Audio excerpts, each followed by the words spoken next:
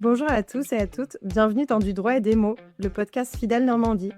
Aujourd'hui, j'ai le plaisir d'accueillir Pierre-Antoine Priant, fiscaliste et expert en mobilité internationale chez Fidal au bureau de Caen. Le sujet du jour portera sur le télétravail à l'international, comment minimiser les risques. Bonjour Pierre-Antoine. Bonjour Isis, bonjour à tous. Le télétravail à l'international est un sujet brûlant ces derniers temps. Pourrais-tu nous expliquer pourquoi ce mode de travail attire autant d'intérêt ? Tout à fait. Depuis les épisodes de Covid, le télétravail est devenu incontournable. Beaucoup de salariés ont quitté les grandes villes pour s'installer à la campagne et parfois à l'étranger. Et ce phénomène est amplifié par l'attrait de destinations dites de rêve pour les nomades numériques ainsi que des conditions extrêmement souples proposées par certaines entreprises, notamment celles de la tech. Cependant, ce mode de travail pose de nombreuses questions juridiques et pratiques pour les entreprises. Justement, quelles sont les principales questions juridiques que les entreprises doivent se poser lorsqu'un salarié télétravaille depuis l'étranger ? Alors, il faut déterminer la loi applicable au contrat de travail, la juridiction compétente en cas de litige, le régime de sécurité sociale et fiscale du salarié, ainsi que les règles d'immigration. Sur ce dernier sujet, il est important de noter que la résidence dans un État ne signifie pas nécessairement le droit d'y exercer une activité professionnelle. Et donc, il faut bien s'assurer d'être en règle au niveau de l'immigration, et c'est la raison pour laquelle les visas dits nomades fleurissent dans de nombreux pays du monde. Et ça, c'est valable dans tous les domaines, puisque chaque pays a ses propres règles, ce qui complique à chaque fois la situation. Par exemple, le règlement européen Rome 1 permet aux parties de choisir la loi applicable au contrat de travail, mais le choix de cette loi applicable ne doit pas priver le salarié de la protection minimale offerte par la loi qui serait applicable en l'absence de choix. Ça a l'air d'être assez complexe en effet. Est-ce que tu aurais un exemple concret à nous partager ? Tout à fait. Alors prenons le cas du régime, par exemple, de sécurité sociale. En vertu de la règle de territorialité, le régime français ne s'applique pas aux personnes exerçant leur activité hors de France, sauf exception comme les cas de détachement. Pour le télétravail, il faut souvent se référer au règlement européen ou aux conventions bilatérales pour déterminer le régime applicable. Par exemple, un salarié qui télétravaille de manière permanente depuis l'étranger pourrait être soumis à la législation sociale de son pays de résidence. Mais dans un cas de télétravail dit hybride, on se trouvera alors dans une situation de pluriactivité dont les règles sont clairement définies par le règlement européen. Et en termes de droit du travail, est-ce aussi compliqué ? C'est un très bon point car les sujets de droit du travail sont souvent occultés.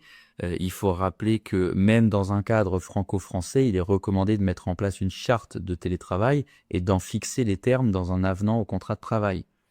A fortiori, ça sera impératif de faire ça pour du télétravail à l'étranger afin d'encadrer tous les sujets liés aux horaires de travail, surtout en cas de décalage horaire, mais également en matière de santé et sécurité au travail, comme par exemple la conformité de l'installation de travail, qu'il est évidemment plus compliqué de vérifier à distance. Tout cela sans parler des complications en matière d'accident du travail. La preuve en est, c'est que le Conseil des prud'hommes de Paris est venu confirmer récemment un licenciement pour faute grave d'une salariée qui était en télétravail depuis l'étranger sans l'accord de son employeur. En effet, c'est un aspect auquel je n'aurais pas forcément pensé. Et donc, la loi applicable au contrat de travail est-elle également un sujet ? Tout à fait, puisque la loi applicable peut dépendre et dépend souvent du lieu où le travail est habituellement accompli.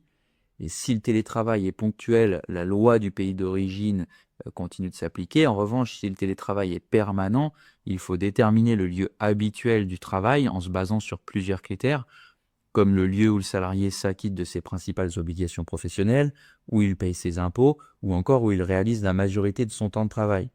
S'ajoute à cela le fait que dans l'Union européenne, des obligations peuvent s'appliquer dans le pays d'exercice du télétravail en vertu de la directive détachement de 2018 numéro 957, et notamment les dispositions locales d'ordre public plus favorables, telles que le salaire minimum, la durée du travail, les congés payés, etc. En ce qui concerne la fiscalité, quelles sont les implications pour les télétravailleurs à l'étranger ? Alors sur le plan fiscal, la source du revenu détermine son imposition.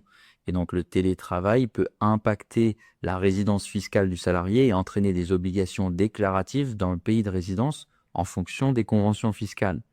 En effet, il est très souvent important de compter les jours de présence dans l'état de télétravail pour voir si la clause de mission temporaire des conventions fiscales s'applique.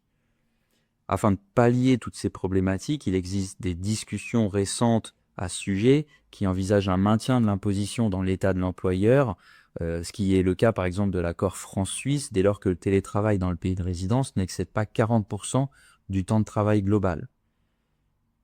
Il y a d'autres sujets également que les sujets de fiscalité des particuliers, puisque pour l'entreprise, la présence permanente d'un salarié à l'étranger pourra créer un risque fiscal lié à la reconnaissance d'un établissement stable. Ça signifie que l'entreprise pourrait être tenue de payer des impôts dans le pays où son salarié télétravaille. Et ça s'est d'ailleurs produit dans des contentieux de salariés télétravaillant en France pour le compte de sociétés allemandes. Par conséquent, quelles solutions peuvent mettre en place les entreprises pour simplifier la gestion de ces télétravailleurs internationaux? Est-ce qu'il y a des démarches spécifiques à suivre? Oui, il est crucial pour les entreprises de bien anticiper et de se conformer aux réglementations locales. Cela peut inclure l'affiliation à un régime de sécurité sociale locale, la gestion des cotisations sociales et la mise en place de procédures internes claires. Faire appel à des experts locaux peut d'ailleurs s'avérer très utile. Par exemple, il faut savoir qu'en cas de télétravail transfrontalier, un accord cadre européen permet de maintenir le régime de sécurité sociale de l'état d'emploi si le télétravail représente moins de 50% du temps de travail total. En plus de ces aspects juridiques et fiscaux, y a-t-il d'autres précautions à prendre pour les entreprises? Alors les entreprises doivent également s'assurer que les conditions politiques, sanitaires et sécuritaires du pays de résidence du télétravailleur sont adéquates. Elles doivent vérifier si l'assurance sur le matériel couvre aussi les dangers et adapter les contrats d'assurance, de prévoyance, de frais de santé, etc. pour s'assurer de la continuité de la couverture des télétravailleurs à l'étranger. En plus de ça, il est très important de respecter les lois sur la protection des données, surtout avec les enjeux du numérique.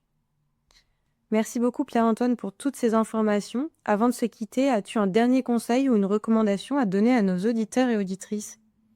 Oui, tout à fait. Le télétravail à l'international offre de nombreuses opportunités. C'est un critère de compétitivité pour les entreprises sur le marché du travail, mais il est essentiel de bien comprendre les implications juridiques et fiscales pour éviter toute mauvaise surprise. Voilà, chers auditeurs et auditrices, nous arrivons à la fin de cet épisode. Retenez donc que le télétravail à l'international soulève de nombreuses questions juridiques et fiscales pour les entreprises. Il est donc essentiel de bien encadrer cette pratique et d'en anticiper les risques. Merci de nous avoir suivis tout au long de cet épisode et à très bientôt pour un nouveau numéro.